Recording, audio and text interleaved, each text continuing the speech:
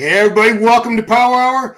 This episode is so special. We had to bring in Big Mike Cox. Big Mike Cox joining us along with Giles Tiger Thomas because we're talking. Of course, we'll do a New York Pro preview, but we have to talk about Pittsburgh. I had to talk about it with these two gentlemen right here because they've both been in the sport and the media side of it a very, very long time. They have excellent eyes for physiques, and I want to hear the Tiger take and the Big Mike Cox take on this. I'm going to start rolling footage, and you guys, I'm going to let you guys just say whatever pops into your head. So what I'm going to start with is I believe this was the final comparison, the extra judging round that was added because Derek Lunsford and Nick Walker were in a complete dead heat, a tie score for finals. And you know we can't have a tie in bodybuilding. Somebody's got to win and somebody's got to lose. So I'll start with the special guest, Mike. Did you watch the whole stream, first of all? Yes, I did. Yes, okay. Very clear stream, very well run, great background. But when they walked on stage in the group text, I said, holy shit, Nick.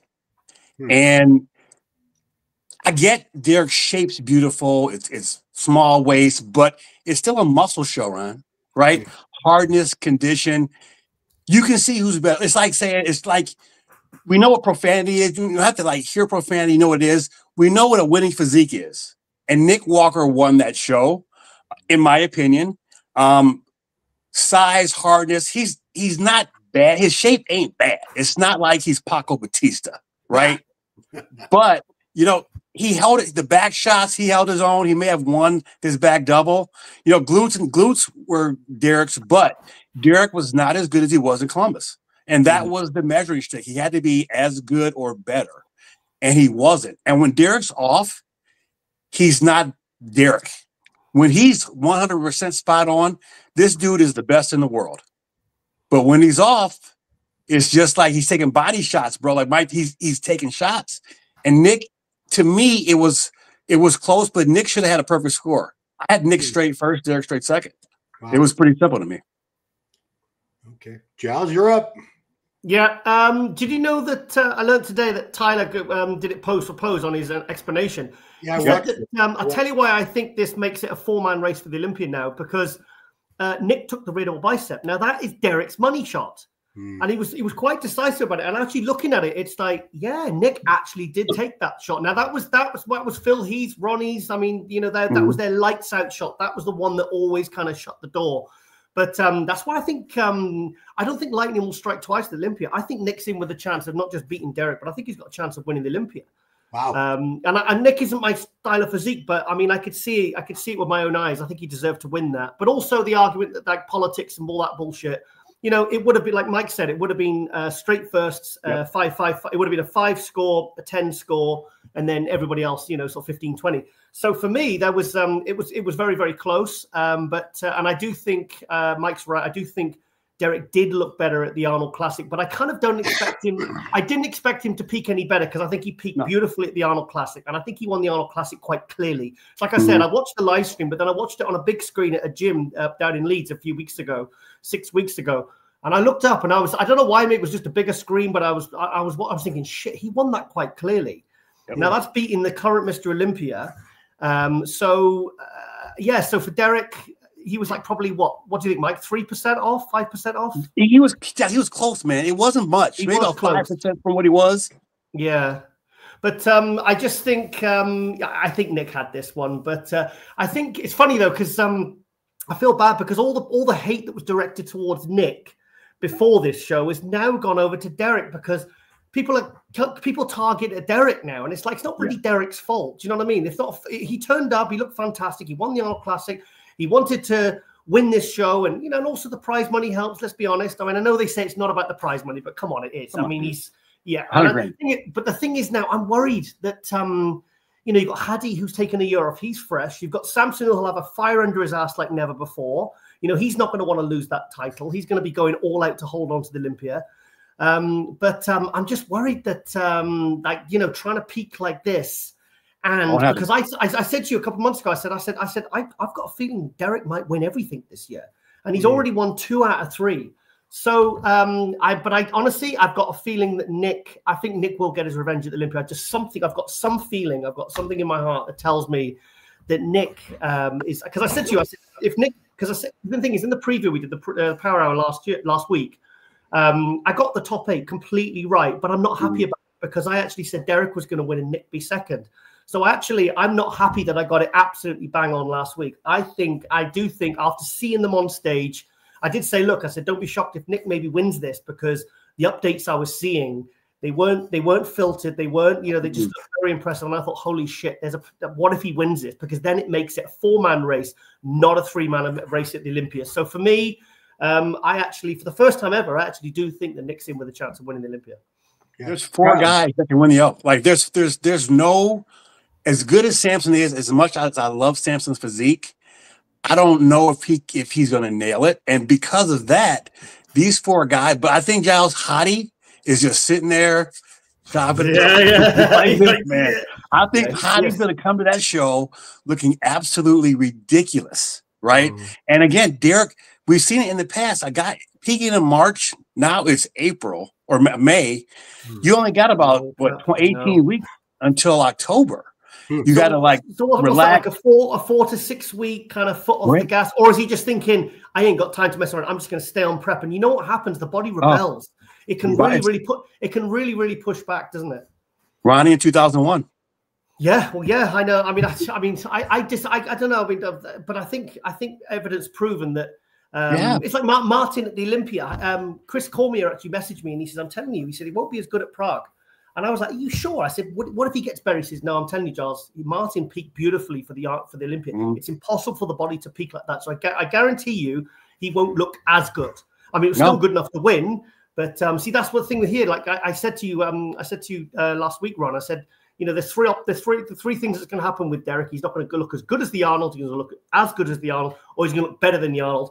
But either way, all 3 of those scenarios, that might still be enough to get the win. And he did. Yeah.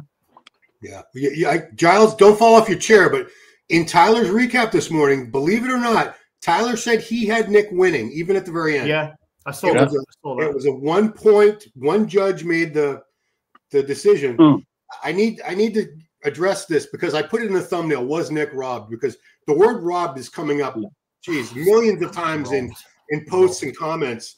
Robbery is when somebody is really off and they definitely didn't deserve to win and they won. Derek was not. He was off a little bit from the Arnold. Absolutely he was. But he was not off. He wasn't. It's not like it wasn't. It was super close. Derek and Nick both have strong weak points that the other one doesn't have. And it was, I had Nick winning, but I'm not upset. I'm not screaming in outrage that Derek won. I mean, I could see why it could have tipped in his favor. Yeah. I would have loved to have seen Nick win. And again, politics, it would have been so much more exciting for the Mr. Olympia if Nick had won this show.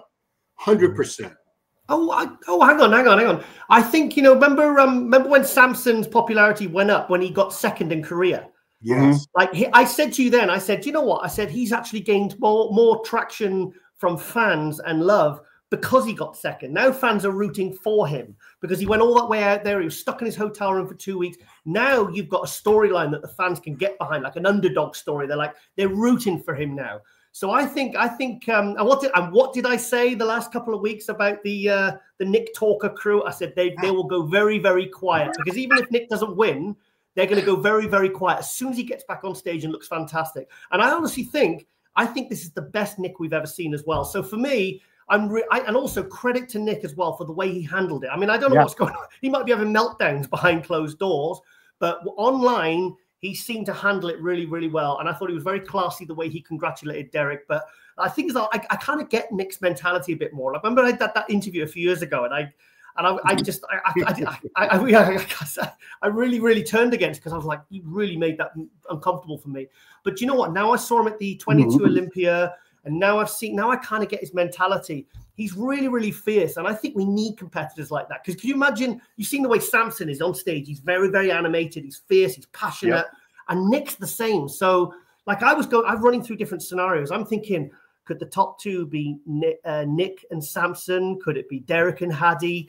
Now it makes it a much, much more exciting show because I can't remember the last time where I'd have to really think. In fact, I'll ask you this question, guys. When was the last time that we realistically going into the Olympia where there's 4 different guys that have the potential to win this. What can you think of the last time that happened? 98. Yeah, 98. Yeah. 98. Yeah, Ronnie. Yeah, it was like Kevin, Flex. But Ronnie wasn't one of the 4. Ronnie wasn't 4 guys we thought about. You know what I mean? But like, dude, Nick has so much not the hype train, but I'm gonna get a Walker Nation shirt, man. Like, and I know I was never a big fan, but he's confident. He's not as Sean was cocky. Nick's confident in his ability. If I look like Nick, I'd be confident as shit too. But like that, going to New York, that's going to be the loudest crowd because of that last week, and it's in Jersey, right? And in New York, what's in New York? But he's from Jersey, so it's going to be insane. And going to the man, he's got as good a shot as anybody. I like Andrew. I always think if Andrew's 100%. We haven't even seen the tip of the iceberg. That dude to me is Mr. Olympia. You think that could be a 5-man race then? Personally, I've got the 4 in my head, and I think 5th and 6th will be a battle between Martin and Andrew. That's personally what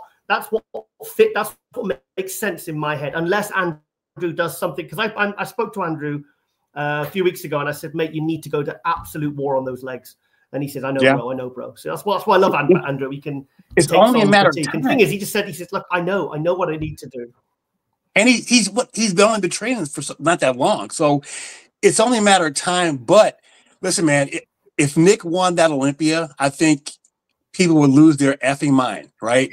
But I think it is going to be hard because of Samson's shape, and you just hope, man. You hope Samson says, "F, I'm gonna come in at 290." And just destroy all these guys, because he has that potential to put together maybe a 2-year run if he's 100%. But right now, it's exciting, Giles, because we haven't seen this kind of Olympia in decades where 4 or 5 guys. And look, if Martin figures it out and comes in shredded, he's shown he can beat these other guys that they're not in shape. It's going to come down to who's in shape on that day. And honestly, I don't think. Derek, that's a lot of dieting, man. That's going back to last year. That's a lot of prep on the body and traveling to Europe and, being a dad. It's a lot. And, just trying to dry out again, 3 times in a year. And we know what these guys do to dry out, right? So that's a lot on your body. So he did make a lot of money, though. He made a lot. He made a lot of money. I just hope that I hope that in a tax-free state. I hope. You know what I mean? I hope Derek doesn't get injured, because the thing is, that constant batter in the body, and he's like Nick. He's very fierce. He's very intense. He's kind of like Sean Clarida, like foot on the gas all the time. From what I've seen, anyway. And the thing is, now he's still probably really hurt him what happened at Olympia last year. So I feel like he's really got something to prove. And I think even just after the Olympia last year, I think in his head, I think he thought, okay, I'm going to do these 3 shows and I'm going to win all 3. Because I truly think he believed. And also, did you know his grandmother died as well? Oh, she died. No kidding. Yeah, she died. Yeah, because I messaged his mum today, and I said I DM'd her privately, and I said I'm so sorry, because I met her at the 22 Olympics. She was a lovely lady. Yeah, and that's why I kind of feel like don't if you're upset that Derek won, don't take it out on Derek, because people have been saying some really horrible personal things, and I think that's really uncalled for. And you think about what Derek's kind of going through, like he's had to push on with this prep, like back-to-back preps. And he's had this going on, because I know his grandmother wasn't very, very well. So I kind of want to, I want to sort of say, guys, look, just the thing is, it's not even, you can't even direct it at the judges, because it was a tie, and thing is, Derek has a slightly smaller waist. He's got, because now they're kind of going for the, okay, what kind of physiques like the year Keon won the first year against Clarida. Yeah. It's a kind of like a similar Nick and Derek thing. You got Keon with a slightly nicer shape, more aesthetics. But personally, I had it the other way around. I had Clarida winning that first year. Yep. So I just think that it was a close one. We knew it was going to be a close one, and I knew it was going to be a 2-man race. I hate to say it, but Ron, what did I say about Martin? I told you that guest posing, and also that video where he was only showing the upper body. You could see he wasn't in condition. But you know what? I'm starting to think. Fuad's podcast. I think it actually has real influence, because when you got Fuad on there, bringing up these videos of him like 2 days out, and let's be honest, it was sharpened and filtered and very well lit. You know, he's saying like, this is the best Martin ever. This is good, you know, and then Stefan's saying this is something we've never seen. People believe it as fact, but obviously that's his sponsor and his coach. And so I was a bit like, I said, to me, he looked behind. And I've been going back and forth and getting so much shit for this. But and people, the thing is, what happens they blame the coach then when it's like, oh, his last 2 days peaking. That's what caused it's like, no, he was behind. And also it's the alarm bells go off when I hear this 10 to 15 pounds heavy, 10 to 15 pounds heavy, because straight away I'm just thinking, well, you were competing in November. Realistically, you're going to be able to put on 10 to 15 pounds of quality muscle. The only I didn't see it even in the run up, in the lead up. I didn't see that extra size. All I saw was a few pounds that he had to lose, like certainly off his back, because I think his back, look, that lacks separation, a lot of separation and detail to me. But so there was nothing that went wrong this last 2 days. It's just that he wasn't sort of where he needed to be, you know. So, and I have caught a lot of shit for that, because like people really do think that it was the coach's fault, and it really wasn't. Because here's the thing, bodybuilding fans are kind of like the crazy soccer fans, right? It's just you got blinders on. You don't see your hero's flaws. You just see perfection, right? You can't objectively look at a physique and say, well, he wasn't great. Martin set the bar really high at the Olympia. Like he was pushing Derek Lunsford, right, for third place. So coming off of that, the expectations are high. And then it happens to a lot of guys. You get that great placing. You want to do a lot of shows. You catch that nice rebound, but you have to remember, like 10 pounds in 6 months, 10 pounds of real tissue in 6 months is hard, right? Even at that age. Not a short guy. You know what I mean? It's just Martin's strength for that crazy condition. He can out detail guys, and he's still big, right? When you're lean and shredded, you're going to look bigger anyway. He was 30-something at the Olympia, and he looked huge. He looked as big as Derek at the Olympia. What was he at Pittsburgh? Do you know? I don't want to, 240 something, maybe 242, I think, or 240. The only difference in his physique is I thought his legs looked bigger from the side. That's the only difference I could see. And to me, it looked like, and I said to you, Rhonda, I said, don't be surprised if Bonac gets third, because Bonac, look here, clearly got better separation and detail. I knew that Martin wasn't. I was behind. I knew he was behind on his prep, and you knew that Bonac wasn't going to be. And for some reason, I don't get it, but Bonac never ever gets decent predictions. And every single time, every single year since 2012, he has delivered, and always comes in condition. So I knew he wasn't going to miss, but I knew that I had a feeling that Martin was, you know. And but thing is, I mean, I don't know whether Martin had anything to gain from doing this show, because he's already qualified. So for me, I hope this gives a real like with Nick now. I hope this really puts a fire under his ass and he brings his best to the Olympia, because you know Martin's a top 6 guy. So like I said, I can see him and Andrew, you know, battling out for like sort of kind of 5th place, but I don't see him, you know, cracking the top 4 again this year. Not with Nick. Martin is doing Dubai. That's what manager Matt said on Jay's podcast. Yeah, he's doing Dubai. Oh boy. No, he shouldn't do it. He should back off and go to Olympia. 5 weeks away, isn't it? Yeah, but no. This is a big mistake. Big mistake. Wow. It's a lot of money though. Here's my thing. I look at the money aspect, right? I'm sure he gets paid a bonus from sponsors. If you're getting flown over there, right? You're probably getting flown over there and getting a place to stay. Even if you place third, you get maybe like 60 grand. Maybe if we had matches after that. I know it's 140 for first. 140.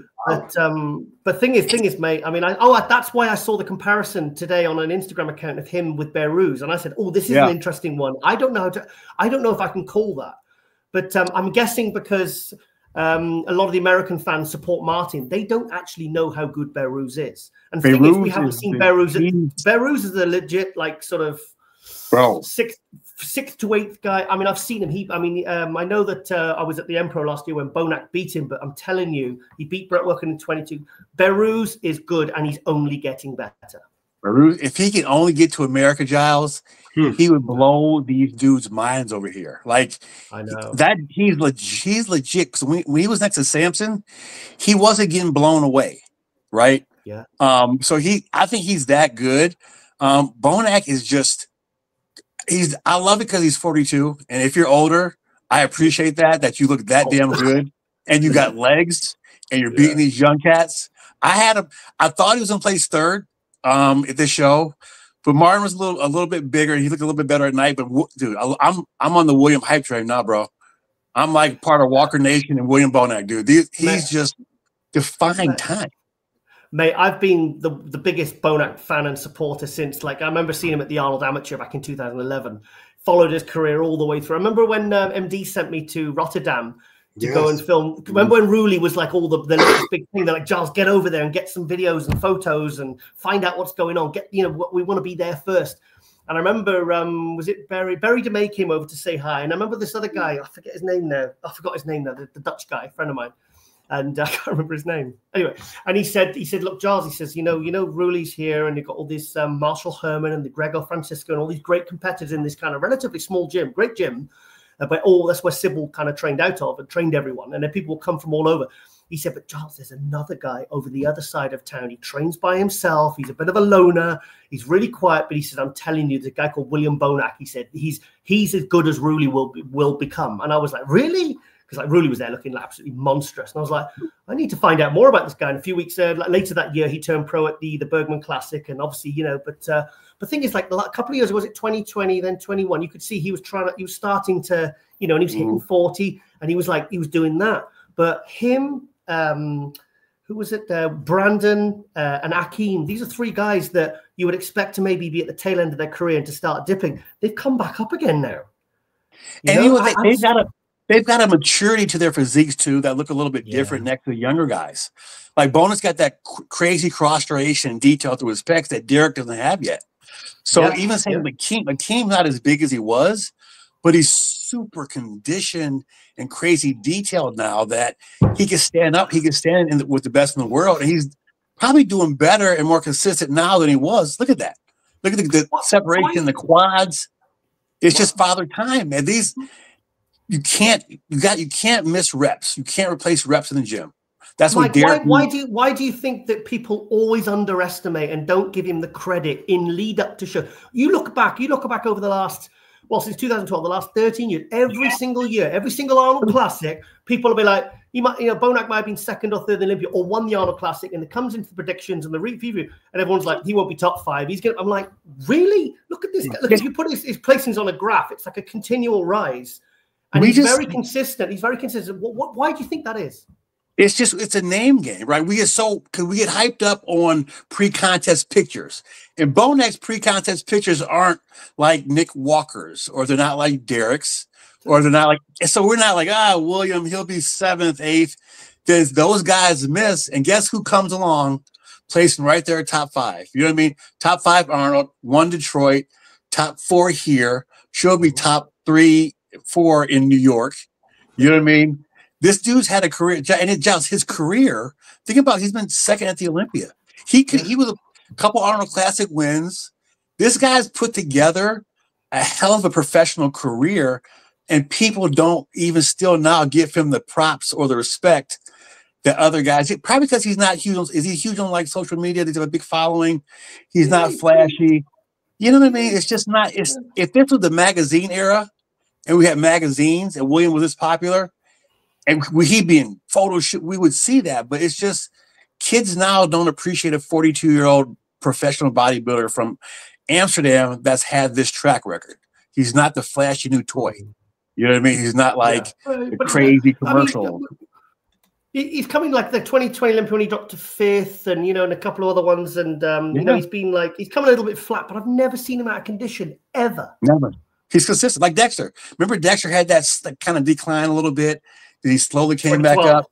Yeah. In 2012, the end of 2012, Masters Olympia 2030, won the Arnold Classic. It was like, I thought, okay, he's on the slide now. 5th at the Arnold Classic 2012, and then all of a sudden, poof, it's like, look at this dude. But he just brings old man muscle, and old man muscle on stage looks better than that kind of like Bluefy baby muscle. I don't want to be disparaging, but he has a different look to his body. Like when I said with Akeem, they've had a mature look, and judges see that. And if you're off nowadays, you're not going to place high, right? There's no more favoritism. People, robbery. No, like robbery was what we saw. This is just competitive. If you're not in shape, you're going to lose. But, it's not rocket going back to Martin, like this body weight thing, it really makes me nervous when I hear that. Straight away I get a bad feeling. I'm like right now, I would love to see Martin not do Dubai. I just want to see him shut it down and just focus on getting more detail from the back, more separation, you know, because you can train for that. And it is time served in the gym. And I just want to see, because he looked fantastic at the finals at the Olympia last year. I had him ahead of Lunsford.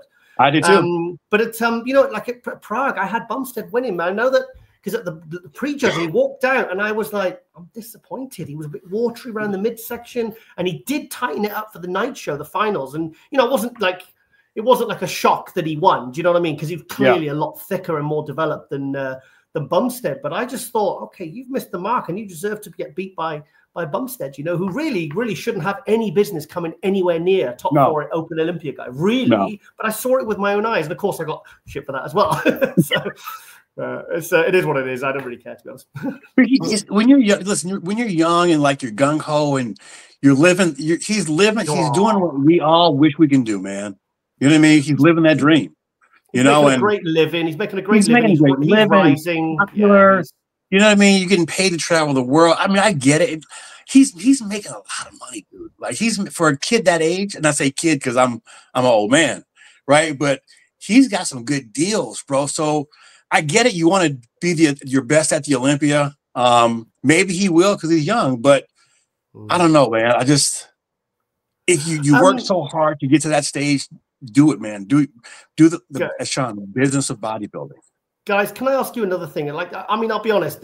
I think Martin's disappointment from the fans is partly because they're posting these videos where they're either done with very high resolution cameras, or they're bumping up the sharpness, or they're being very careful with the lighting. Like, you know me, I'm a huge Crizzo fan, but did you see that stupid posing video at Pittsburgh, the gym, 2 days out, and they sharpened the fuck out of it, and then everyone's disappointed with what Crizzo brought to the stage, and Crizzo was shredded. I know he messed up his tan again, because Crizzo, I remember he did his pro debut and he won the EVLS back in, was it 22? I was there. I was doing the live stream commentary, and he literally, I was outside in the expo bit, and 90 minutes before, I think it was actually might have been like an hour before the show started, he turned it up in a t-shirt. Of course, it was like such a sight to see.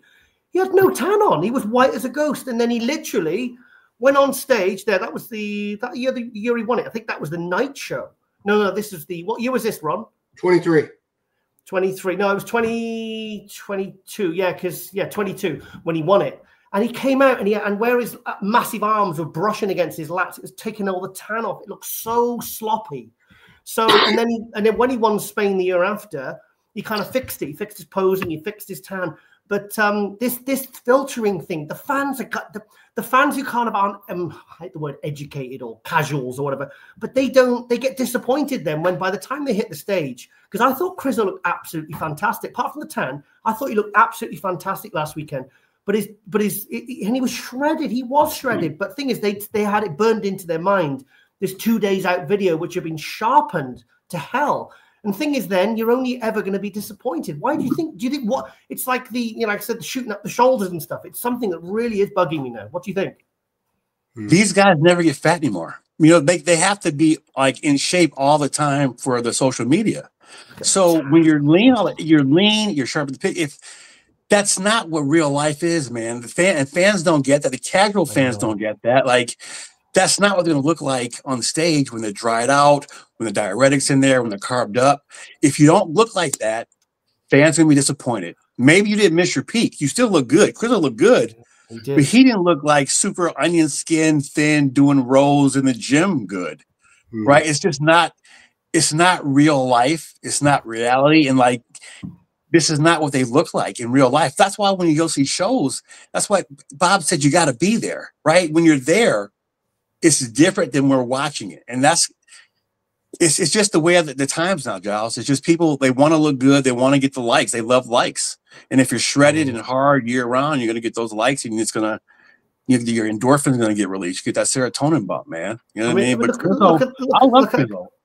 Look at the guy in the blue trunks next to Crizzo. Look at how much better his color looks. And the thing is, my eye's drawn more to him. Who is that guy right to the right of Crizzo? I can't see his face. Yeah, Leandro Perez, is that who it is? Oh, that's Leandro. See, he looks polished. He looks presented. I mean, to be honest, I don't see. I mean, I wouldn't have put Leandro in Crizzo's league before, but watching this, because he's got better color and he's fuller and everything, I'm thinking actually he compares very well. It makes a huge difference. Your color, that's all part of being professional. And I just think there's so many people out there that can help the pros, or that probably reach out to them, that these are amateur mistakes. I was putting tan on when I was 16 years old, right? You knew that. And they're backstage, to do the tan and you're posing, but I don't know. It's just, I don't know what it is, Giles. That's your job. That's your job, right? He doesn't have to work. Do you know something I learned this weekend? Because I've been in Sweden all weekend doing the live stream commentary. One thing I learned is if amateurs show up to the night show and they look better or noticeably better or worse, I've learned now that they'll rejudge it. Because we actually had the results to the finals. I won't say the class because I don't want to upset the guy, but we actually had the results, and I was like looking down to Mina and Ashkan. I was like, oh, that guy's won. The guy that I thought the other guy was going to win, but the other guy showed up to the night show sharper, better tan, and the other guy kind of thought you could see he was acting like he had it in the bag. And then when it came to the results were reversed, so they rejudged it. And last year there was this bikini girl, and she was actually winning. She was actually on the sheets as winning, and she was absolutely fantastic. She came back. She must have been pigging out after the judging. Came back to the finals, and the judges were like, "What the hell she done?" They dropped her down to third. I don't think she even knows that. I don't think she even knows that as well. So she was actually winning. Wow. So anyway, my point is, the judges, if they see noticeable, or a change in attitude, or they're not putting their effort into their posing, they're not fighting for it, they will rejudge it. So that's what I'm saying. You should always fight to the very, very end. So that's something I've learned in the amateurs. And a lot of these judges, they do judge pro shows as well. So that obviously is a standard thing in the NPC and the Pro League. So, and you obviously saw what happened with, because they said that Nick won the pre-judging, didn't he? He did. Yeah. By 1 point. Yeah, he won. And obviously what happened at the night show, they said that he was starting to let the stomach go on that very, very, very last set of comparisons. So that, because at the end of the day, the judges are looking for something. If it's a tie break, we've got to look for flaws. We've got to pick on something that, Derek's got a nice tight waistline. Nick hasn't got the smallest waistline, and he's been holding it, but up till now, he's starting to let it go now. So straight away, then it makes their job a lot easier. So so anyway, that's something I've learned anyway this weekend.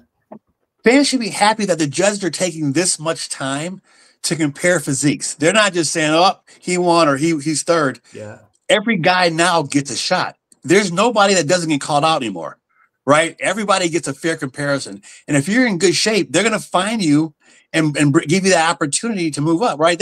Martin and Bonet got a comparison together. That was for third and fourth. They didn't keep them apart. Everybody got flip-flop and switch. So if you're a fan, your anger should go at the judges, but they're there doing their job. You're watching.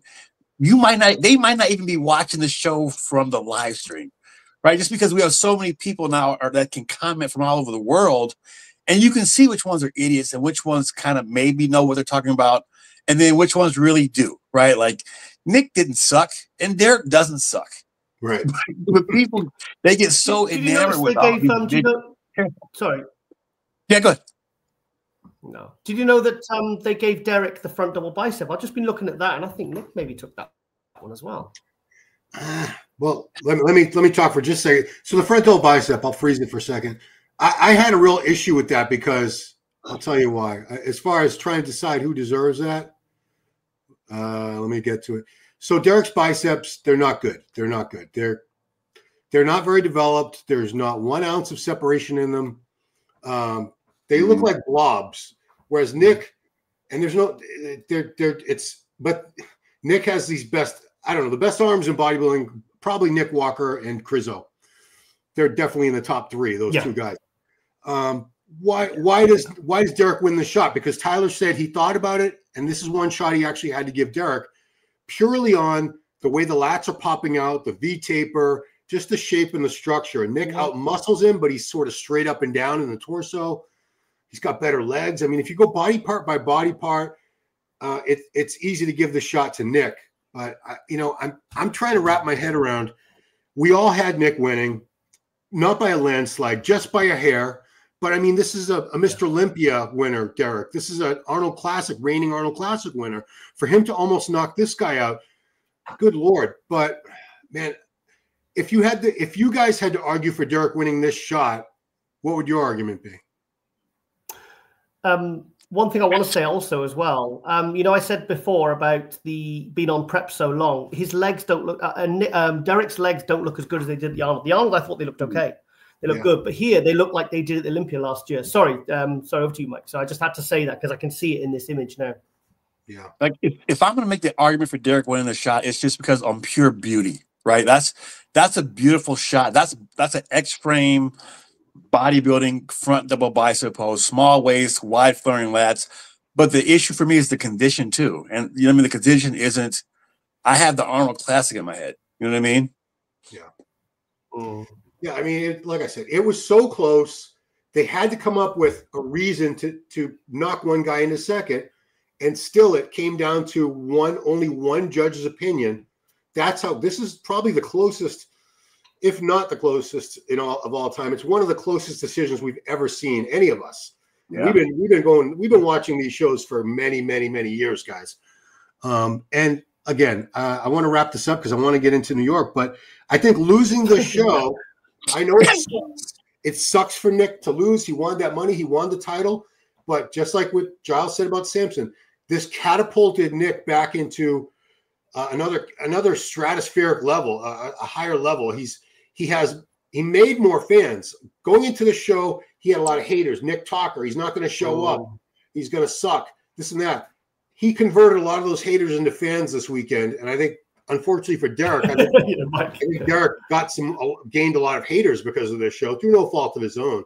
But in a way, losing this show was probably the best thing that could have happened for Nick, because now, because people see him as the rightful champion who was robbed, and I'm putting that in, you can't see me, but I'm using air quotes with my fingers. He wasn't robbed, guys, but no, a lot of us had Nick winning. Tyler had him winning. He was the head judge. The Olympia, this sets up a very, very interesting Mr. Olympia. We now have him in the conversation to be Mr. Olympia. Mm-hmm. And I mean, Bob Ciccarello a couple months ago was laughing about him and saying eighth place. He's got an H frame. He's 8th place this year. I don't think anyone's thinking Nick Walker's going to be 8th place at the Olympia this year. Right? No. Not even close. So I think this isn't the comeback because he was still the New York Pro champion. He competed last year. But for me, this is kind of like the sway of which I knew it would happen. I've been saying it for bloody weeks on this show. Like I said, this was like when Jay Cutler came back in 2009. Remember when 2007, 2008? Remember on the forum, people were like superimposing his head on a fridge, and they were like, "Fridge," and he doesn't deserve. Like with the one about Phil's gut towards the end, it was just people were just relentless. And I think it's like mob mentality. They all start copying each other, and everyone just gets in on it, and it's just it gets really out of control. And I think, and I told you, I said, telling you, as soon as he gets back on stage, he looks great. All those Nick Talker guys, all the crew, they're going to be very, very quiet. So, but like I said, they're not real fans anyway. I don't see them as real fans. The Nick Talker fans never went anywhere. I was talking to Hunter about this in the car, yesterday, Hunter Labrada, and he said those guys, he said they're not real fans, and I completely agreed. Totally. Yeah, so I guess that's a good way to start transitioning. I mean, the way he looked here, I mean, who's beating this in New York? I mean, nobody. Guess you may as well phone it in. Yeah, he'll phone it in. And not to say there's not some quality competition. There is, but good Lord, he just almost beat Mr. Olympia, guys. He almost beat the reigning Arnold champ.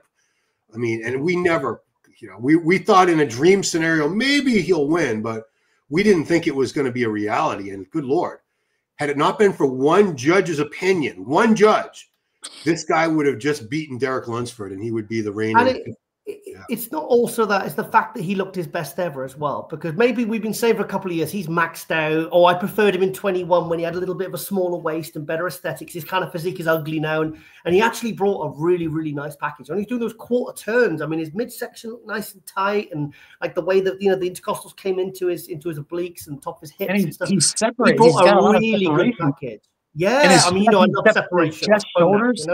He's very separated too now. Like it's a lot of detail in his chest, and that pose, right? That's a killer pose, man. That's a killer. He's a little funky in some poses, but it's just gnarly muscle. And listen, it's bodybuilding, right? It's still a muscle show. So he's an out muscle everybody in New York, pretty much. And he beat Derek in that raidable bicep. That when I learned that today, when I saw that, when Tyler says, actually, we gave this to Nick. The raidable bicep, that puts me more certain that he's in the conversation for winning the Olympia, because if you can take out Derek and his money shot, then that makes it very, very, very, interesting for the Olympia. And like I said, it's a 4-man race now. It's gonna be a good time. It's gonna be a lot of fun leading up, because again, we got New York. I don't think Regan can beat Nick, but I'm curious to kind of see what kind of package Regan brings now. Working with Stefan, having a whole full year off. I know Regan's back's don't look crazy, but what is the front going to do? You know what I mean? Like, it's just I'm just kind of curious to see if Regan will finally live up to that kind of hype that we've all kind of had for him. I thought this dude would be Mr. Olympia by now. Honestly, I thought with his frame and structure, I thought he was phenomenal. He was in 2018, dude. I thought he was on his way to just kind of being that dude. But you're a dad now. You know what I mean? Your husband and life is happening. So is that fire still the same to kind of reach for that Olympia goal? Why did he? Why was he supposed to be pulling out? Because I heard a thing he wasn't doing New York Pro, and then he was. He said he was behind. What was this? Do you know anything more on that, guys? They said manager Matt said he just wasn't. Well, no, he I don't want to misquote on the podcast. He said he wasn't be ready for Pittsburgh, so he's ready for New York, and I think he's doing a couple other shows as well. He'll need to, because he ain't qualifying at the New York Pro. Let's be brutally honest. I mean, I'm sorry, but I don't think he'll beat Bonac, and I don't think he'll even beat Crizzo. Might beat Crizzo. Yeah, I don't know. And he's lacking in some areas. The biceps are not. The arms in general are not great. The chest is not great. His back is phenomenal. Mm-hmm. He gets into condition, but I'm trying to remember the quote. I think what he actually said, and I didn't listen to it, but he said, "If I'm not ready for New York, I'm not going to do New York." So I guess that has me worried. That has me worried. That means that tells me that we're not going to see a very. And any of the updates I've seen, he certainly doesn't look like he's a week out or 2 weeks out or 3. He looks like how you'd expect to see him 8-9 weeks out. But then again, like, he's working with Stefan. I don't think Stefan would let him miss. But then again, Stefan's in a different country. Is it? I don't know. I just think Stefan wouldn't be. Stefan knows what he's doing. He knows what he's looking at. He wouldn't be putting like a 6 weeks out. He'd be like, "Come on, mate. We need to ramp it up. We need to drop this and up that and do this and do that." I mean, what I've seen so far. I mean, those crazy back shots and stuff. But like, who cares about that? We want to see condition. He's got to be conditioned from the front, the side, and you can do the fisheye lens back shots with those crazy traps in his back, and that's all impressive. But, like with Crizzo sharpening that silly picture up, those pictures up. I mean, you can't take that on the stage. So I don't see, I'll be honest, I don't see him as a factor in this show. And I think he's going to have to try and qualify elsewhere, whether it be a European show or the Legion or something like that. Because basically be prepared that, Crizzo and Regan might not even qualify, And the thing is, there's only so many shows you can do. Like, I don't think Crizzo had anything to benefit from doing Pittsburgh and New York, because Crizzo's not going to win New York. Nick's, it's a fight for second place. I'm sorry. And I know that really pisses off the fans of those individual people, but unfortunately, there's levels to this. It's how bodybuilding is, and this is not anything personal. It's not. It's like we're talking about like a football or basketball team. Yeah, Nick Walker is levels. Top. Yeah, and Nick's at that. He's a top 4. He's a Mr. Olympia contender. Which is not to say these guys aren't good, but also too, Giles, is Crizzo's been competing a little bit. Bonac's been competing. Regan's coming off a long layoff, so that timing may not be there yet, especially with a new coach. He's a few to get going. And I don't think Stefan will let him miss, because Stefan's guys have all been lean. They've all, like, Sergio came in lean. They've all been lean. It's just they haven't maybe nailed it 100%. But coming off a year off, right? It's just the body's and a new coach. It may not react the same. And you got Bonac, Bonac could be second in the show. Yeah. And so it wouldn't shock me if William came in second here, because he's got a lot of hype in another year, another week of dieting, which another week to get sharper. Guys. So it's going to be an uphill battle. But I forgot about Sauce. Holy crap! I was just about to say William versus Sassan's going to to be interesting. And yes, I think never mind. I think Chris. To me, it's like, okay, let's just put Nick to the side. He's going to win. Okay. I think Bonac and Sassan's going to be interesting. And then I think, like it was with Martin and Bonac, Nick and Derek, and then Crizzo, and I thought Vito would be battling out for 5th and 6th. I feel like there's 3 lots of 2s going on here. So I think Regan versus Crizzo will be interesting. Because Regan's pretty complete. You know, he's and let's be honest, Crizzo's awesome. And even if he sorts his tan out and he comes in nice and crispy and full, which I'm sure he will, the readable biceps lacking and the posing's not great. But Crizzo's gone backwards on his posing. I don't understand why, because he was do you think it's the shoulder thing? Do you think there's still a bit of mobility issues there, or it may be? It may take a year or so just to get the range of motion. Jesus. That's the one, the filtered one. So, guys, just forget anything you see after that is going to be disappointing. I mean, everyone was freaking out, and it's like, oh, he's going to win it. He's going to be second. He's going to be top 3. And I'm like, guys, it's just a filtered video. And then they showed the unfiltered video version a day or 2 later, and everyone was devastated. I'm like, well, come on, you can clearly see it's bloody filtered and not sharpened. With the editing, it's stupid. They don't get it. They don't get it. But like I said, that'll be a good battle. Him and Regan. But again, like I said, Sauce and Bonac will be very good. I think Sauce is a very complete bodybuilder, and he comes in crazy condition. But like versus Williams' fullness, so which one do you go with, right? Because when William walked out last week, I'm like, he's third place. That's third place. That's what I thought. But I love Sauce. I think Bonac will take him. I think Sassan and Crizzo and Regan is like the 3rd to 5th. I've got a feeling that Bonac is going to be consistent enough to take a solid 2nd. But I think 3rd through 5th is going to be those 3 guys personally. What do you think? Ryan? Yeah, I mean, it's going to be tight. Obviously, after Nick, I think it's going to be Bonac in 2nd.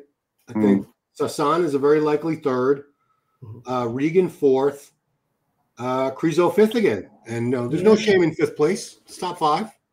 Yeah. I said we got Bonac 2nd, Sauce 3rd. I got Regan in 4th, but I think Regan's going to impress a lot of people. Like, I think Regan's going to maybe shock a lot of people with improved size, maybe better condition. I don't know, man. I've been drinking that Regan Kool-Aid for like 6 years now, so I'm hoping my thirst is quenched finally, because I think he's got such a huge frame. Like when you see him in person, when I saw him in person at the Olympia, I didn't realize how big he actually is. Like he's a big dude. So you just hope, like, it's just time as well. Just time. These guys, they come in so young, and we have all these expectations on them. It takes time to get that quality muscle. But dude, if Crizzo, I don't know. He may be the odd man out going into October, because he's not going to win here, and I'm not sure what's he doing overseas. But you got some, like, Nathan's competing, Beirut's is going to be competing. I'm sure Bonac will be doing a couple of shows overseas as well. So it's going to be a rough road for him going forward, man. But it's just how it is now, especially when there's no point system. Yeah. So if you're going to win a show. I think with Nathan and Beirut's, well, we don't know for certain, and that anything could happen and anything could change, or whether it has changed, I don't know. I've got no information on this. Because Nathan and Beirut's can't get to the Olympia, they're going to go and do as many shows as possible. So even if Nathan and Beirut's get a win, say like Beirut's likely wins Dubai again, like, because he might just think, well, I can't get to the Olympics, so I may as well. My sponsors want me to do 2 or 3, 4 shows, and then you might have Nathan and Beirut's battling it out, and then next thing you know, that's 3 or 4 qualification spots are then gone, and then you've got guys coming from America desperate to try and qualify, trying to fly over here, unsuccessful, getting 2nds or 3rds. It's going to be tricky. So anyway, my placings, I'm going to have Nick first. It's just not even up for discussion. Somebody, I forgot what they said to me today. They said, this guy's got nothing good to say about anyone. What are you talking about? And I think he was a Sassan fan. And I'm waiting for him to reply to me to say, mate, look, I love Sass. He's a great guy. I would say he's a good friend, but we know each other. We've known each other for over 10, 11 years. There's levels to that. I think even Sassan would admit himself you know, like Bonac and Nick are kind of like next level guys. So, but Sasan, I think so I think Bonac in second. I think Sasan in third. I think Krizo in fourth because his condition is light years ahead of Regan's from what I've ever seen from Regan. And I think Krizo's he's gonna fix the tan and he will look better than he did last weekend. And then I think Regan in fifth. So, and if I haven't really looked at the list a whole deal beyond that. But also, I'll I'll give credit though that Leandro looked really good, mind. Oh yeah, he did. Yeah, because he looked loads better than the Arnold Brazil. Because I did say to you, I said after, because I had Vito in like sort of sixth place, I said Leandro will be next. So obviously that bumped him up to sixth. So that was he looked he looked better than he did the Arnold Brazil. I was really impressed with him. His tan was phenomenal. He presented himself very well. Only being late, I'm sure maybe I don't know if that had a role. Did you know him and Krizo came in late? Did they? Did they? Yeah, and they came in about 20. They already had some comparisons going on. I remember they came in with no color, yeah. They came back. Oh, so that's why Krizo's tan was all useless. Oh, yeah. Thing is, though, come on, don't get me started because that'll be really annoying me about the lack of preparation. Because so I don't know what happened with that. If you're going all that way, just get yourself there a few days early. Remember, Sergio did that. Turned up to the show and he was all flustered and flat and stressed out, and and the tan and the oil, they're not pumping up properly, so they're running on stage half prepared. It's not good. So I'm sure that didn't help a lot. You know what I mean? But they kind of did the little tan and gave him a little bit of color on sage, but. They did say they did announce that those two were finally there when they came in there. It was just like, oh boy, one of those moments. But I think I'm going to go on the ledge and say we're going to be third here. I'm going to go hang out with the boy. No, hang on. He could, if he's in condition, he could probably challenge someone like Sasan and Krizo. Yes, I'm saying third place. Personally, I don't think he'll be in condition. I don't think he'll be in condition, mate. I got faith in Stefan. I got faith in Regan finally going to nail it. I'm taking 2 big jugs of that Kool-Aid, pouring it like that. Yeah, I'm going to go with sauce. So I will go. Actually, I'm going to go with Krizo in fourth and Sauce in fifth. One of the big guys. Hang on. Let me think about that. Wow. Okay. Yeah. Well, the thing is, like those beyond second. I mean, those 3 guys, they're kind of interchangeable. Whoever's Regan, right? And Sasan, they're quite even. They got their own strengths and weaknesses. But for me, I'm going to say this as well. I'm sure I'm going to get shit from this from the British fans.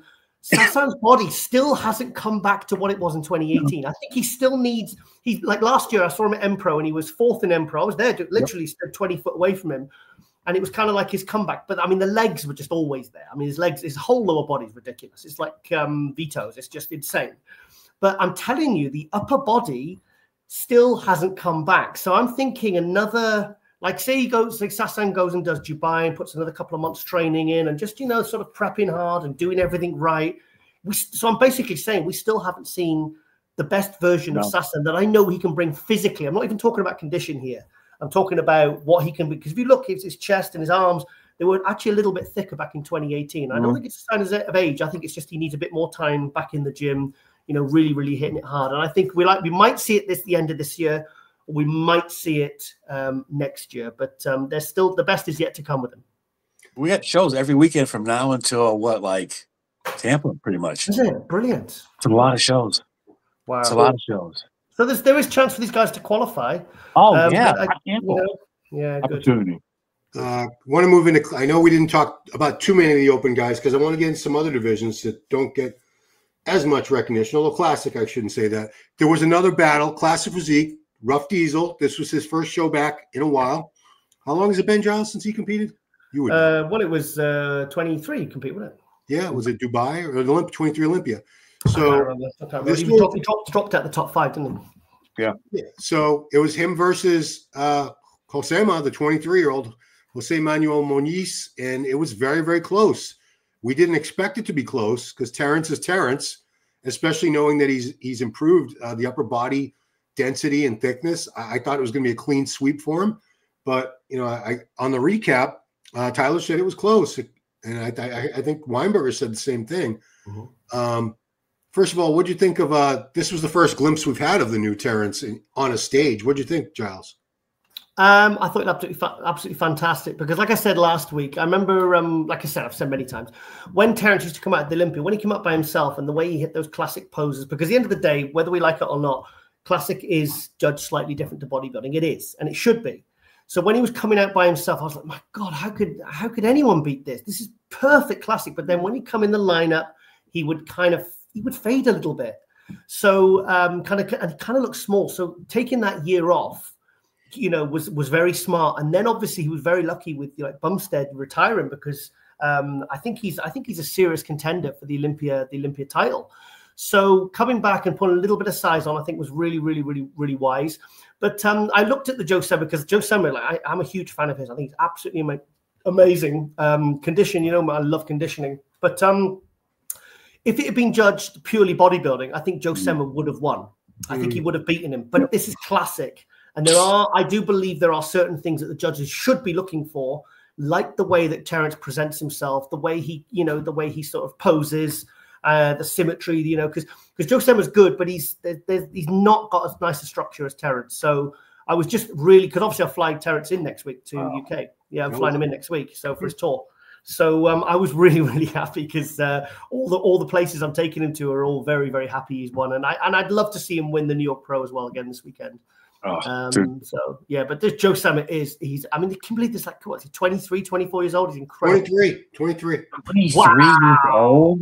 Yeah. When he placed sixth place at the Olympia, he was still 22. Amazing. God dang! But he looks like a bodybuilder. Like Terence to me is Terence is classic bodybuilding. That's what, when you think of classic, that's exactly what I think of. And like, I think Terence is going to win the Olympia to me, like, no doubt. That's what I would envision of a classic Olympia. But this kid is just a freak show, man. It's not a classical look. I love it because it's just nasty and gnarly. And certain poses are classic, but Terence, the way he flows, that posing routine that he did, it was just, everything about him is almost flawless, right? Like that Bob Paris flawless. That's the waist, how he moves his hips when he poses, the arm movement, how he does his transition poses. That's what you wish bodybuilding had. He has. That's just, to me, is just one of the best physiques in the sport. Like him and Keon are the two most classic physiques in the sport. Yeah, right. He's like LeBron. I was chatting to Hunter yesterday in Stockholm yesterday about his dad, and I said that 91 Olympia routine, man. I said that was probably the best posing routine of all time. And I think Terence is the sort of bodybuilder that actually carries on that tradition of that presentation, that professionalism, that polish, the transitions, the effort into posing, condition, and professionalism, head to toe. I feel like Terence is carrying on Lee Lebrun's good work. Like when he comes out, you sit up. Like you wait for him to come out. Like there's not a lot of great posers now, but when he comes out, you're going to be entertained. And like it's like I said, just very Lee Lebron like. It's just, I've never seen a guy move like that since those guys back that we used to see. Just every pose is just, that's what Joe Weider would love. Like this dude would be imagine black and white photos like with Perk of this dude. That would be, oh my God. That's a good one to have on tour, bro. That's gonna be a good one. I can't wait. And he responds to me straight away. He's very easy to work with. I mean, I knew he was because when I've interviewed him and spoke to him, he's always been a real gentleman. A question, guys. Who's the top 5 best posers in the industry currently today? Oh, geez. Ruffin. Come on. Oh, man. Terence, Logan. Yeah, Logan's very good. And that sucks that you can't think of a lot. It sucks that you can't name 5 great posers now. It is sad, but I would say Samson at the Olympia because I didn't like his routine at the Arnold Classic. I thought he winged it. But the Olympia routine was beautiful. I think that was one of the best posing routines I've seen for about 10 years. Yeah. So Samson, absolutely, you can't, when he puts the real effort into putting a beautiful routine like he did, and really the expression and the music choice. I mean, that was a routine that gave me shivers. Yeah. I think Keon's a good poser. Keon's good. It's hard, man, because these guys, they don't give you goosebumps. Like Bob Paris would give you goosebumps. Even like watching Sean Ray and all those, or when Melvin came out, right? Like when Melvin came out, it was just, or Darren Charles. Like Samson for a big guy is Beautiful. Amazing. I would love to see Samson peeled and posing like that with all the crazy tie-ins, like super shredded. That would look ridiculous. But for a man his size to get on his to kneel like that, that's special, dude. That's very special. But it's just there's no passion or just it's just ugh. You know what I mean? So Samson turns up to the Olympia in the Arnold Classic condition. Where's he placing? Fourth. Wow. Yeah. Like, yeah. Nick's beating him as well. Think about it. But so I'm really, the thing is, now that they know that because Samson really has the best physique. He has, it's not up for argument. If you look at size and symmetry, proportions, sheer physical presence for a Mr. Olympia, he has the best physique out of Derek, Nick, and Hadi. It's just not up for discussion. But the thing is, that the only thing they can potentially catch him on is conditioning. So that Derek, Hadi, and Nick are going to be inside out shredded this year. So I'm really, really, really hoping that Samson can get that condition without flattening out, managing to keep the aesthetics, keep that force, keep that pop. Because if he does, I think if we see a next level conditioning from Samson this year, that's a bloody, probably exaggerating, but like a 10-time Mr. Olympia in my eyes, in my mind. That's certainly, because I always had in my head that Samson was going to win 3 Olympias. And he is someone that does improve, but so far we've only ever seen improvements in his physique, not his conditioning. He was good enough at the finals. He was the best man on stage at the finals at the Olympia last year, but he's cutting it fine now with the conditioning. And I'm hoping that doing all these shows back to back doesn't kind of. I hope that he compete, because I really want to see if we see, because like imagine how Derek felt last year when he dropped to 3rd and he knew his conditioning wasn't right. Imagine all year prepping for that, and you're Mr. Olympia, and the next thing you know, people are saying you should have been 4th with a guy behind a guy that's never even done an Olympia before, the Martin. So that would really, really hurt. So I really, really hope Samson gets it to his head that he's really going to have to bring something new this year. What do you think, guys? If he's in shape, nobody's touching him. It's just you can't with a guy that size with a waist like that. Again, I don't know if people can, if they haven't seen him in person, right? Just the sheer beauty of his physique, number one. But when you have a physique that beautiful, that's also have a level of conditioning that we haven't seen, fans will lose their mind, and it'll be straight first place from the judges. Right? It's just we haven't seen this kind of look in years with a guy that. Look at that. Imagine 98 Ronnie condition on Samson. That would be like Ronnie in 2003. Like it's like, okay, who's second? I would just leave. It'd be like, just leave it at the back. But also, guys, can I give a shout out to Missy Truscott because she watches our show? Oh, thank you. Yeah, absolutely. Now, Olympic champion Missy Truscott. We don't give enough love to the 212 guys, and 212 was not in the Pittsburgh show. It is in this show. And look who's coming. All the way from Spain, Angel Calderon Frias. Has to be, I believe he's won this before. He's so big. Dude, so he's like 5'2" on a good day. Just a brick shit house, this guy. He's as wide as he is tall. Thick. That's my favorite to win right there. I'd be very, very surprised if he doesn't. He's another one like Bonac. You never see him off ever. Even when he jumped into because he's the Open at the New York Pro last year and he took 8th in the Open. That's right. Yeah, so it's he's another guy like the Spanish man. Him and Josemra are the 2 best Spanish athletes right now. Literally off the top of my head. Maybe there's some other categories like bikini or wellness or something where there's some good athletes. I'm sure there are, but I can't think of them immediately right now. So for me. Calderon, don't forget, what was he? 10th, 7th, 4th, 2nd, and then he had like a 3rd and a 3rd or whatever. So he's always, he's the top Olympia guy. If Keon stepped over to Open and Clarida stepped over to Open completely and retired, this guy'd be the Olympia champion. 100%. He's got gnarly condition. Even when he was in the Open, he wasn't off. Yeah. He was huge, and I'm sure he has to suck down to 212 or maybe get down to 212. So he's going to be just dug out, peeled. He's just super crazy thick, man. And he's been around for a minute too. He's been a consistent competitor for a while. Do you remember what I took him to? I took Brandon Curry on that Olympia tour to. We went UK, Spain, Portugal, and Veronica Gallego, Emilio Martinez, the promoter, his wife. she trained with Brandon, and she trained with Brandon, and she was matching him on, because they were doing the upside down leg press, and 100 people. There was a gym opening. It was like an open day, and it was packed, over 100 people in there, all watching them train, and they were doing the upside down pancake leg press, and he went, "You want me to take some weights?" She says, "No, leave it," and she did. I've got video. I've still got the video on my phone, and like Brandon. Anyway, she was repping away with what Brandon was lifting. And Brandon just looked at me and burst out laughing. He was like, "Fucking hell!" So that was such a good. I might post that on my Instagram tomorrow, actually, because that's a cool one. That's awesome. A figure girl. So who else has a chance? Who else has a chance? Another Latino. Yeah, of course, my kids are half Latino. I'm married to one, so I have a little. Kid is awesome. Yeah, we're talking about Francisco Barrios, and now it's Francisco Barrios. Is it VLK? Looks like an L. Volk. Yeah, I interviewed him. Yeah, he's a lovely kid. I mean, sorry, one thing I wanted to say, like, even at like 10 weeks out, he has harder quad separation than most guys do on stage. I don't know what it is. Genetically, he has the leanest quads, and they look permanently flexed and hard. To be honest, they look like stone. They don't even look real. It's a good problem to have. Yeah.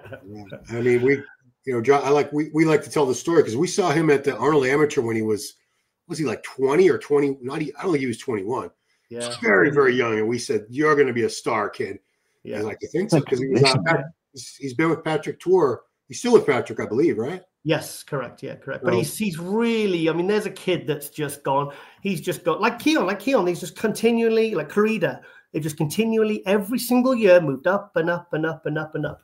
And he's obviously just one of these just young, just really, really hardworking guys.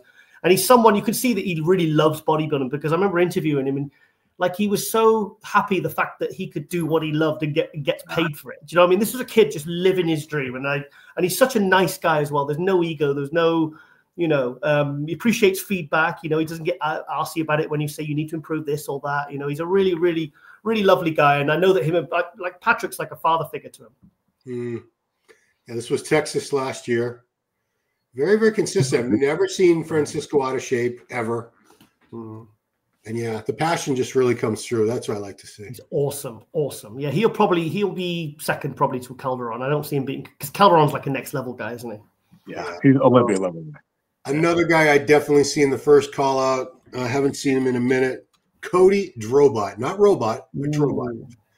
Yeah, he's got a stash, a 70s mustache now. That was last year. Let me go to some of the current. There he is with Neil. He's got a porno star mustache. Porn star mustache. This is 1 week out, these shots here. So, yeah, very, very big, full, complete. Yeah. Good physique. Great shape and symmetry. I think Cody's going to be first call out. I think he's underrated. And actually, I went back on Instagram a few months ago, and he said, "Thank you so much, Giles." And I said, "You know what? I've tried," because I said to him, I'm trying to figure out what it is, and I think it's because he doesn't compete that often. He'll do one show, like one of the summer shows, I think Tampa or Texas or something, and then he does something. I think he does like 2 shows in the US, like Chicago or something, and then you just don't see him for another year, and you kind of forget about him. But he is really good. I mean, I remember Neil Hill sending me some shots of him a few years ago, and he goes, "Giles, check this guy I'm working with. He's freaking awesome."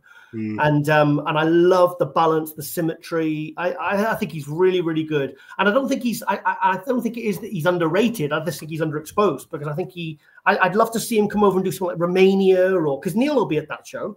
So I would love to see him do like a few more shows and really kind of spread his wings a bit. Yeah, agreed. Yeah, that's exactly what I was thinking, is he just drops out of sight. Obviously he probably does it to make improvements and so on, but people forget about you in this sport very fast. You get guys like that. They just they pop up like Dorian, and then they just disappear again. But unless you're a Dorian and you're winning these big shows, people just, it's not that they forget about you. It's just that I haven't forgotten about him. As soon as I saw his name, I'm like, well, he's going to be a front runner. Yeah. His wife is competing, I think, in figure. Oh, wow. Oh, damn. I don't know what show this was. Best of luck. It's fantastic there. So, okay. That's it. Apologize to everyone I didn't mention. There's probably another 150 competitors in the show. I want to point out the live stream, because everyone always asks, what about the stream? Is there going to be a stream? Yes, there's a stream. If you buy it today, this is coming out on the Wednesday, May 14th. So until the end of probably midnight tonight Eastern, you can get the stream for $19.99. Let's call it $20. Or if you do that, now you're going to pay $35. No replays. They had a lot of strict warnings about no pirating the video. Very. Those Pittsburgh, all that Pittsburgh video I was showing you, that wasn't the stream. That was some guy on YouTube. Wow. So, Oh my God. Hey, Ron, I'm really glad I did today because I was feeling a bit down because yesterday I was walking around with Hunter and he had shorts on. And we went for dinner. We went to this museum, this big ship museum, the Vasa, the ship they brought up from the 17th century. There was me, Branch, Brett Wilkin, Hunter. You saw the videos on my stories. When we went down like a big people carrier thing, Michael dropped us back to the office, and then I got an Uber to the airport. I was squished in between Brett and Hunter, and I said, guys, if you flex, I said, I'm literally going to get squished to death here. So I just kept looking down at Hunter's cars. I was like, holy shit. But I tell you what, Brett's looking fantastic. Yeah. He guest posed. Really he guest posed, right? And he's not even started his prep yet. And he's, was he 14? How many weeks out from the Olympia? He's doing...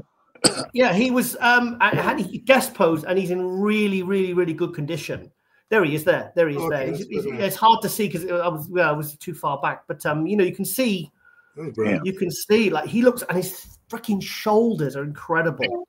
Huge. But he's 285, and he looks honestly, and you can't really see in this video because it's a bit hazy, but he looks like 4 weeks out. In fact, Samir Trudi guest posed, and Samir Trudi's doing the New York Pro this week, and I know Samir Trudi had no tan on, but they look like they're in the same condition.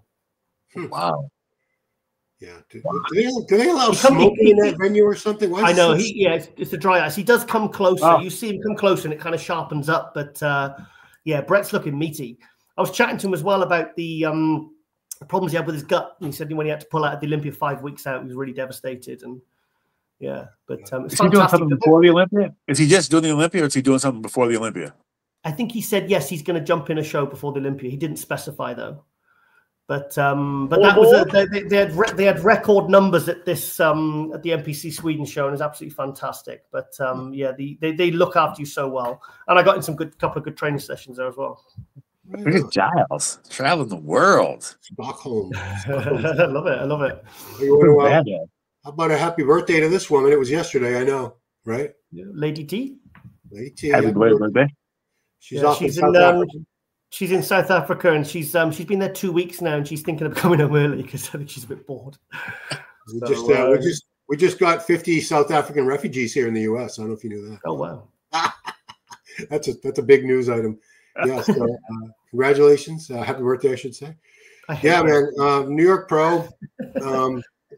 I'd say it's going to be an exciting show, and it is going to be an exciting show. Yeah, this is one case where I think we know the winner. I don't think there's really much doubt in anyone's mind. If anybody beats Nick Walker, I will take off my hat to them, and I will eat that hat. What do you think? Can we think of a single scenario where Nick doesn't win this? I'm lit because I have to. Because thing is, like last week, I was really pissed off because I got my predictions completely bang on. Like I was like, okay, Derek first, Nick second, Martin third, but he might get third, beaten by Bonac. Criso fifth, Vito sixth, Leandro, then RPG, then just I got it bang on. But I was like, I didn't want to be right because I wanted, when I saw it actually, sometimes surprises happen, and I didn't think Nick was going to be coming in, and like realistically, unless Derek messed up, because Derek didn't mess up, he didn't look as good at the Arnold quite like by 3%. But I didn't expect this to happen. Do you know what I mean? So I'm just trying to think of a single scenario where Nick doesn't win this easily. Ninja attack. Ninja's a bad fish. Tilapia. Yeah, Phil Heath with the tilapia. Bad LASIK tilapia. Bad salmon. It basically means they messed up on diuretics. Pretty much. So. Bad salmon. It's a code word. So this is it's happening. I didn't put it. 8 a.m. guys. It starts. Just in case you're wondering how early this damn thing goes. Yeah. If you want order of divisions and stuff, go to their website, newyork-pro.com. You can find out the order of events because it's going to be a long day. They do every division, and it starts 8. Yeah. And the judging's probably going to go. I've been to these things. It's probably going to go from 8 a.m. to about 2 or 3 p.m. Just the judging. Yeah. Hang on. People go on about. Sorry to interrupt, but it really annoys me when people go on about it's only so and so much for prize. But you've just said there they do every division. Yes. That's a lot of prize money you got to find. So just remember, guys, that when you see these shows with 2 or 3 pro categories and they're giving away big prize money, you know, and maybe they're supported by a company or whatever like that, you know, just remember that like shows like, you know, the Tim Gardner shows, most of them, they even have female bodybuilding as well. Yeah. And then you've got the New York Pro that has every pro category. So just bear that in mind. Yeah. Well, female bodybuilding, there's only 3 of them at this show. Oh my God. Really? You know, wow. Come on, ladies. I worry about this division. If they're not going to show up, exactly. The promoters aren't going to keep putting these shows on or including them if they're not even going to show up. Jake's put his money where his mouth is. He's the one who brought it back in 2020, wasn't it? 2019? Yeah. 2020. Yeah. He's brought it back, you know. And the thing is, Andrea Shaw's kind of carrying the weight of this now. She's the only one really because of the way she presents herself and the way she puts herself out there. Like, really, ladies, you need to step up and compete because otherwise, like when the 212, they got rid of it at the Arnold Classic when only 7 turned up. You know what I mean? They said they do invite more, but if they don't show up, you know, that's why I think it's kind of great guys like Chriso and Derek now are traveling and doing multiple shows, because I'm saying, yes, it's detrimental, because it might be detrimental to Derek for now doing all these shows back to back. Like I said, please, I hope he doesn't do no pro. Shut it down and get ready for the Olympia, because otherwise, you know, he could get absolutely, his body might not play ball. So So I just want to sum up one last time because it's in the thumbnail, so I'll get heat from some people. I don't believe that Nick Walker was robbed. A robbery would be just a blatant miscarriage of justice, where we've seen that years ago at the Mr. Olympia. That's a whole other show. This was not that. This was not someone who was way off and was given the win anyway. It was close. I felt Nick edged him out a little bit, as did most people, even the head judge, Tyler. In the old days, you never would have had a head judge come out and say, I had the other guy winning. And he broke down. If you go to Tyler Manning's Instagram, he took the time. It's like 2 different videos, 30 minutes total. Broke down every single pose, very, very detailed. What's Derek got to do? How's he hitting this pose? How could Nick hit this pose better? I mean, he's incredibly thorough in the way he breaks down, because he kind of had to be, because the fans are pissed.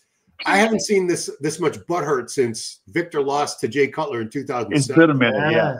I'm trying to think of another instance where literally I'm really struggling to think of another instance where it's happened to that degree.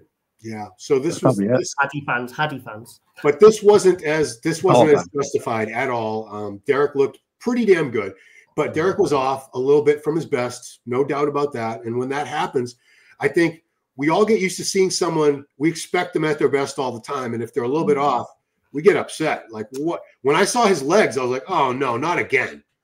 What the hell? I thought he figured out how to keep his leg fullness, and he did. Constantly prepping. I'm telling you, that's why I'm worried now, because if he's got 4 to 6 weeks, I mean, I hope he goes on a bloody holiday or something and really goes to the Caribbean and really relaxes with his wife and baby, because you know, you can have it. That's the thing. Like Dorian and Ronnie, like Ronnie's body, when it started to deteriorate, like the mind was still willing. Dorian's mind was stronger than his body. That's why he kept tearing everything. Yeah. Because these guys they're just something. There's something different about him. Like when he's, you know, Derek with his, like he's got he has belief in God and everything, but he has a lot of belief generally, like self-belief. Yeah. And you've got Nick as well. Like this guy is just. Like I never used to like Nick's stage presence, and now I love it. I'm like, yes, he's really great, dude. And the way he holds those compulsory, he elbowed. He literally like throw some elbows, guys. We need that though. I mean, that's like old school, man. Phil and Kai, isn't it? Yeah, like you know what, but I think Derek's got that angry personality to where him and Nick, if he had that kind of personality, him and Nick can market this rivalry really good.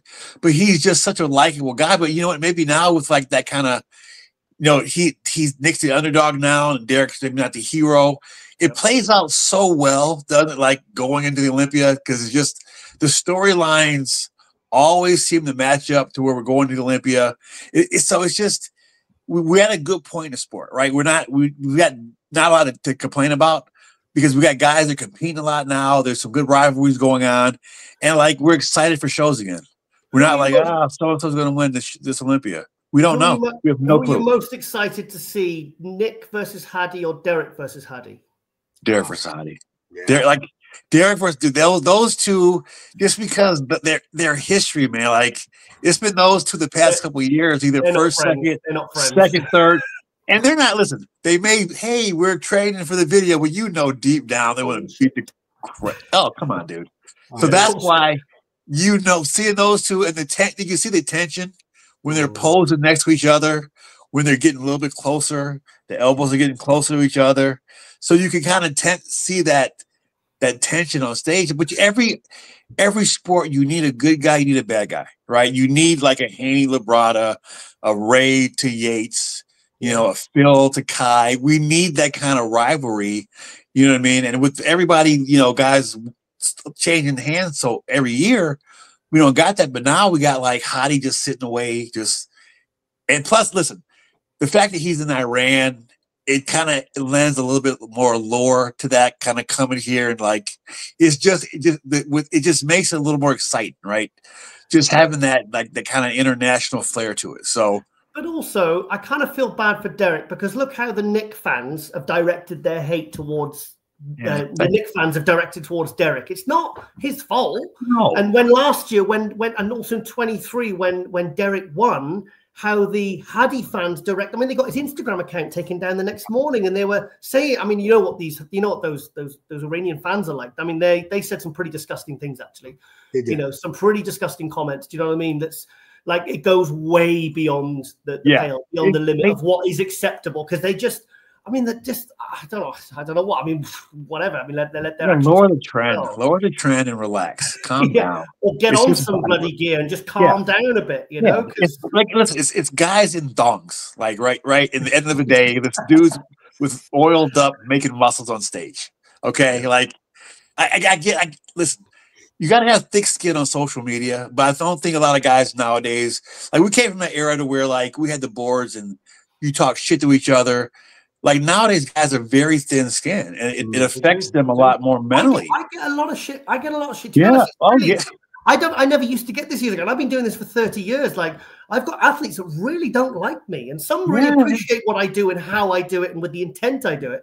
And others just think, look, I mean, I've had them come up to me and say, "What have you got against me? Why do you hate me? Why?" Like I've got nothing against you.